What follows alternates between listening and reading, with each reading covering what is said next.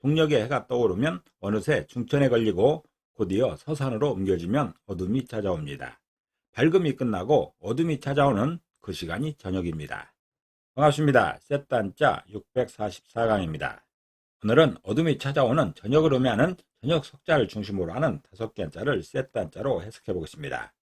먼저 중심자로 사용될 저녁 석자입니다. 저녁 석자는 저녁이죠. 저녁은 해가 질 무렵부터 밤이 되기까지의 사이를 말하는 것이죠. 이 저녁 석자는 달의 모양을 형성한 글자입니다. 달월자에 비해 점이 하나 부족한 모양으로서 아직 깊은 밤이 아니란 뜻입니다. 이렇게 깜깜한 밤을 의미하는 달월자가 있습니다. 여기에서 점 하나를 지우면 저녁 석자가 되죠. 이 모양을 표현하는 글자가 저녁 석자입니다. 이렇게 아직 깊은 밤이 아니란 뜻으로서 저녁 석자를 표현하고 있습니다. 중심자인 저녁 석자에 또 하나의 부수를 추가할 때마다 또 다른 한자를 만날 수 있습니다. 이것이 바로 셋다 한자입니다. 저녁 석자가 포함된 첫 번째 관련자는 많을 따자입니다. 많을 따자는 많다는 뜻이 있죠.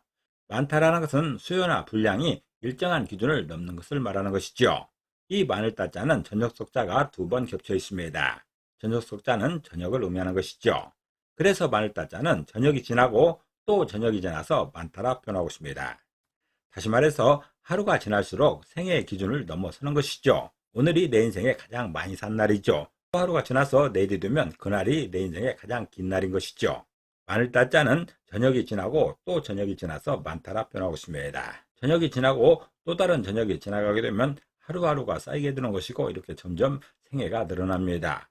인생의 황혼기에서 지난 날들을 생각해보면 그 많은 세월이 어떻게 지났는가 아마득하기만 합니다. 그 많은 세월들을 많다라 표현하는 것이죠. 많을 따자는 저녁이 지나고 또 저녁이 지나서 많다라 표현하고 있습니다. 다시 말해서 하루가 지날수록 생애의 기준을 넘어서는 것이죠. 그 많은 세월을 많을 따자로 설명하고 있습니다. 사용 단어로서는 다문다독 다상량이라는 말이 있습니다. 다문다독 다상량은 많이 듣고 많이 읽으며 많이 생각한다는 뜻이죠. 글을 잘 짓는 비결로서 이르는 말입니다. 이렇게 많이 듣고 많이 읽고 많이 생각하는 것이 글을 잘 짓는 비결이랍니다. 또한 다식이나 과다할 때도 많을 따자가 사용되고 있습니다. 두 번째 관련자는 바깥 외자입니다. 바깥 외자는 바깥을 말하는 것이죠. 이 바깥 외자는 저녁 석자와 전복자로 구성되었습니다. 그 중에 저녁 석자는 저녁을 의미하는 것이고 전복자는 점입니다. 점치다는 의미가 있습니다. 그래서 바깥 외자는 저녁에 점치는 곳이 바깥이라 표현하고 있습니다.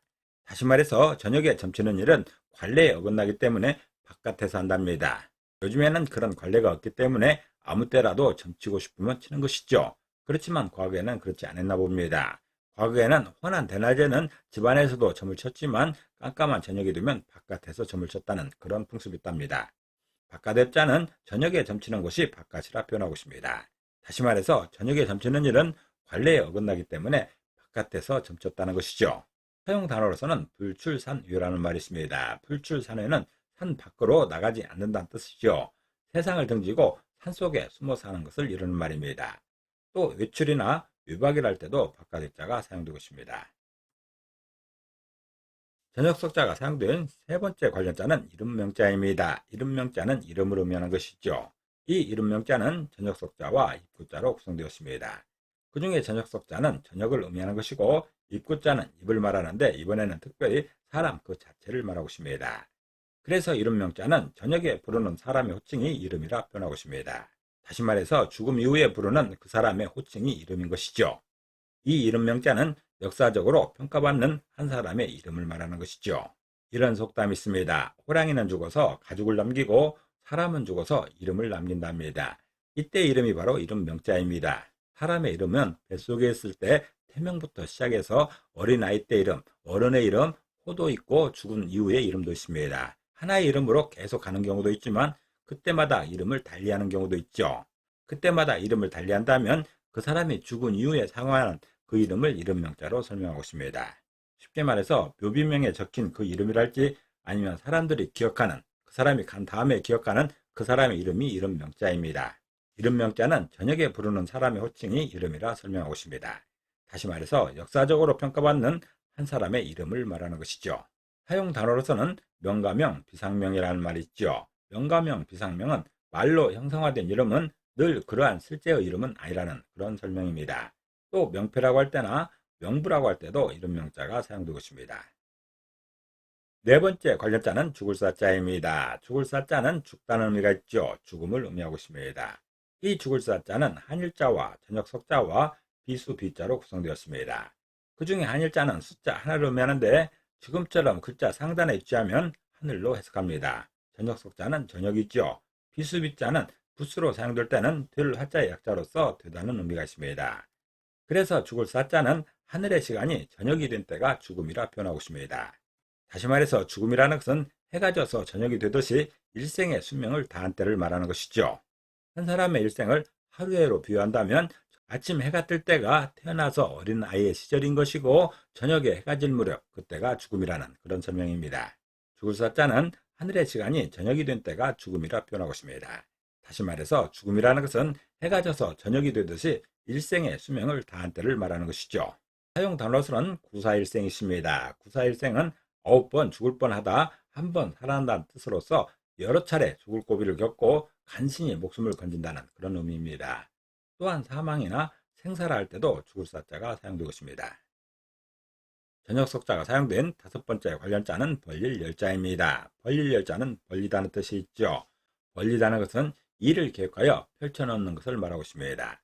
이 벌릴 열자는 한일자와 저녁 석자와 칼도자로 구성되었죠. 그 중에 한일자는 숫자 하나를 의미하지만 지금처럼 글자 상단에 위치하면 하늘로 해석합니다.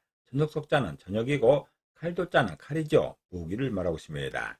그래서 저녁 석자는 하늘로 저녁 시간에 칼을 들고 벌리다고 표현하고 있습니다. 다시 말해서 전쟁을 위해서 병사들이 연병장에 줄지어 늘어선 모양을 이렇게 설명하고 있습니다. 전쟁을 위해서 병사들이 모였다는 것은 죽음을 각오했다는 뜻이죠. 죽음을 각오하고 전쟁에 임하는 병사들의 대우를 벌릴 열자로 설명하고 있습니다. 이렇게 병사들이 전쟁에 나서기 위해 줄을 서 있습니다. 이런 모양을 벌릴 열자로 설명하는 것이죠. 이런 상황은 죽음을 각오한 상황인 것이죠. 벌릴 열자는 하늘의 저녁 시간에 칼을 들고 벌리다고 표현하고 있습니다. 다시 말해서 죽음을 각오하고 전쟁에 임하는 병사들의 대우를 벌릴 열자로 표현하고 있습니다. 사용 단어로서는 명렬전모라는 말이 있습니다. 명렬전모는 이름이 앞에 놓인다는 뜻으로서 성적이 좋아서 앞자리에 선다는 뜻입니다. 또 도열이나 정렬이랄 때도 벌릴 열자가 사용되고 있습니다. 오늘은 셋단자 644강으로서 저녁 석자를 중심으로 하는 5개 한자를 셋단자로 해석해봤습니다. 오늘 배운 것을 다시 한번 요약하겠습니다.